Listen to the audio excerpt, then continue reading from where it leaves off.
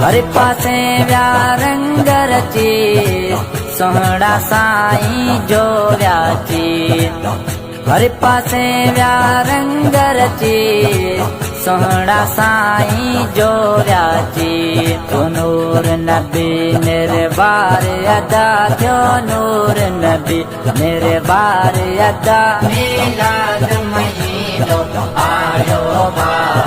अचो गायो अल्लाह अचो गायो। अस्सलाम वालेकुम नाज़रीन, माया सनागुल तां ॾिस रहिया हो न्यू मेरान न्यूज़ रुक कयूं था ख़बरनि ॾांहुं। ख़बर शामिल कई पिया ख़लीफ़ा वरियाम फ़कीर वरियामानी तरफ़ां ॾिनल 3 मदरसनि मदरसा सबक़तुल फ़ुरक़ान ओर शरीफ़, मदरसा सबक़तुल फ़ुरक़ान मयारकी ऐं मदरसा सबक़तुल ईमान लव शरीफ़ जे शागिर्दनि में नात हम्द तिलावत इस्लामी तोड़े दरगाह शरीफ़ जे बारे में सवाल जवाब ऐं तक़रीरनि जा मुक़ाबला थी गुज़रिया।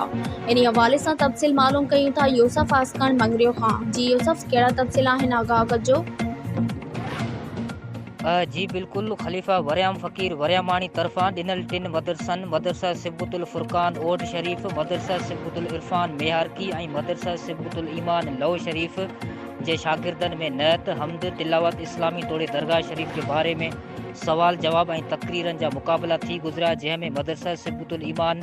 जे शागिर्दनि पहिरीं पोज़ीशन हासिल कई ऐं जॾहिं त मदरसा सिबतुल फ़ुरक़ान जे शागिर्दनि ॿीं ऐं मदरसा सिबतुल इरफ़ान जे शागिर्दनि 3 पोज़ीशन हासिल कई। ख़लीफ़ा वरियाम फ़कीर वरियामानी तरफ़ां पहिरीं पोज़ीशन हासिल कंदड़ मदरसे जे 2 उस्तादनि खे उमिरे जी टिकट ॾियण जो ऐलान कयो ऐं उन सां गॾु मुहतमम मदारिस